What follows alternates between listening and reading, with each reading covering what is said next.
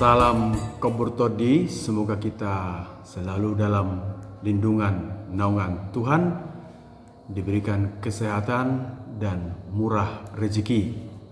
Saudara-saudari sekalian, pada kesempatan ini saya akan menjelaskan tentang masa Prapaskah, di mana mulai tanggal 2 Maret yakni hari Rabu Abu kita akan mengawali masa Prapaskah. Prapaskah ialah hari untuk laku tapa dan tobat, baik dengan puasa maupun pantang. Masa Prapaskah ini dimulai sejak hari Rabu Abu hingga nanti pada Kamis Putih siang.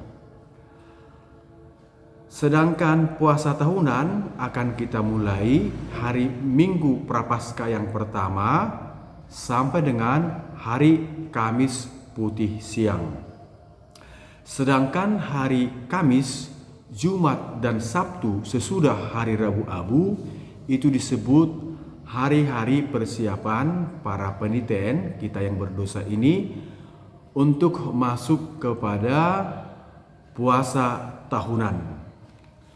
Saudara sekalian, pada masa Prapaskah ini ada beberapa hal yang perlu kita perhatikan, terutama dalam perayaan liturgi pada hari Minggu, baik perayaan misa maupun perayaan ibadat sabda di stasi-stasi kita.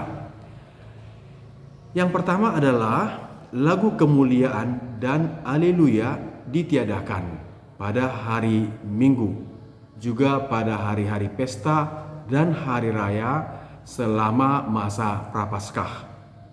Yang kedua, altar atau pelataran altar tidak perlu dihiasi dengan bunga yang semarak. Tetap dihiasi dengan bunga, tetapi dikurangilah kemeriahan bunga tersebut. Kalau bisa yang sifatnya batang atau ranting-ranting, sebagai tanda menunjukkan bahwa kita sedang melaksanakan pengudusan penyucian diri kita. Yang ketiga, pada hari Minggu Prapaskah yang keempat itu disebut hari Minggu Letare atau Minggu Sukacita. Pada hari Minggu ini altar boleh dihias dengan bunga. Pakaian misa digunakan warna jingga atau merah jambu. Nomor 4, patung dan salib sudah bisa dibungkus dengan kain ungu sebelum hari Minggu Prapaskah yang kelima, yaitu tepatnya pada hari Sabtunya. Hari Minggu Prapaskah yang pertama yang saya sebut tadi, itulah hari pertama kita memulai puasa tahunan, dan itu berlangsung sampai pada hari Kamis Putih. Nah, kegiatan apa saja yang dapat kita laksanakan selama masa Prapaskah? Yang pertama, kita berpuasa. Puasa berlaku bagi mereka yang sudah dewasa, yaitu kita tetap makan 3 kali satu hari, tetapi kita makan kenyang 1 kali saja dalam satu hari itu. Yang kedua, pantang. Pantang biasanya dalam gereja kita Katolik ialah tidak makan daging. Tidak makan daging itu pun pada hari Rabu Abu dan pada hari Jumat Agung. Namun juga sudah menjadi kebiasaan bahwa selama masa Prapaskah kita boleh memilih entah makanan atau hal-hal lain, misalnya seperti merokok,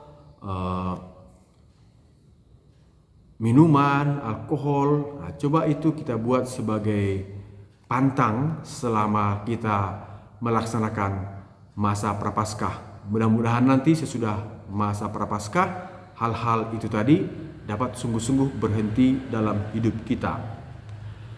Yang ketiga, kita melaksanakan ibadat jalan salib setiap hari Jumat bersama dengan umat di gereja.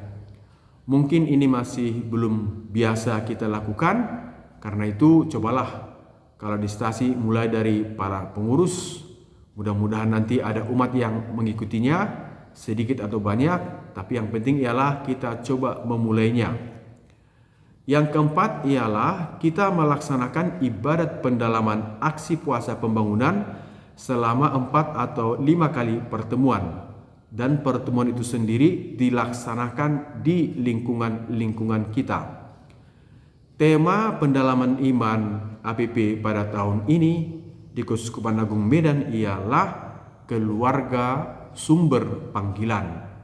Kita lebih fokus berdoa agar semakin banyak anak-anak muda yang memilih jalan hidup baik sebagai imam maupun biarawan dan biarawati. Juga kita berdoa supaya keluarga-keluarga muda mengajak anaknya untuk mau menjadi imam. Jangan bertanya, kau mau bercita-cita apa? Tapi coba bilang atau katakan kepada anak kita, anak perempuan kita atau anak laki-laki kita, yuk kau nanti jadi pastor ya, yuk kau nanti menjadi suster ya.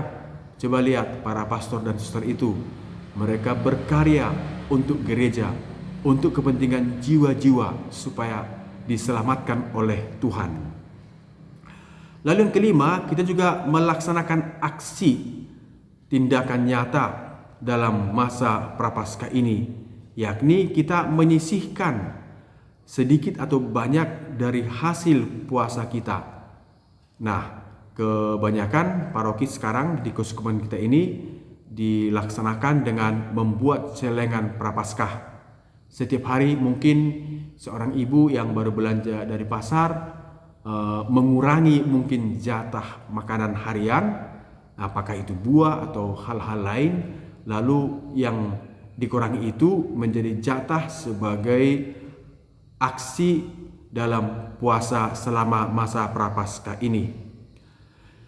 Yang keenam, kita upayakan seluruh umat Katolik dalam masa Prapaskah ini kita menerima sakramen pengakuan dosa dari imam. Saudara-saudari terkasih, marilah kita menjaga kesucian dan kekudusan masa Prapaskah ini.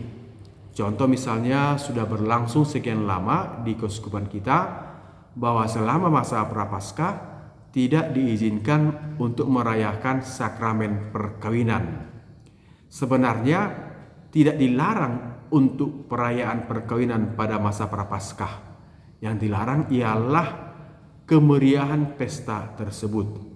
Tapi umumnya kita sebagai orang Batak, kalau ada yang menikah tentu diikuti dengan acara adat, di mana acara adat itu sendiri pasti mengundang orang kampung, tetangga, keluarga-keluarga untuk menyelenggarakan pesta. Sehingga memang peraturannya dibuat seperti itu, tidak diizinkan untuk melaksanakan pesta pernikahan selama masa Prapaskah demi mengindahkan kesucian, kekudusan, kekusukan umat untuk melaksanakan masa puasa selama masa Prapaskah tersebut. Saudara-saudari, dengan melaksanakan hal-hal yang terkait dengan masa Prapaskah ini, kita diharapkan dapat ambil bagian dalam kisah sengsara atau penderitaan Tuhan kita Yesus Kristus. Contoh di mana Yesus juga sebelum memulai karyanya, dia juga pergi ke padang gurun, berpuasa, tidak makan dan tidak minum. Padahal dia adalah putra Allah sendiri. Tetapi sebagai manusia, dia sungguh-sungguh melaksanakannya supaya ia siap untuk mengerjakan karya keselamatan kepada manusia. Saudara-saudari, selamat memasuki masa Prapaskah, terutama yang kita awali dengan Rabu Abu, di mana abu akan ditaburkan atau diolesi pada kepala atau pada dahi kita, yang menandakan bahwa hidup kita adalah sementara.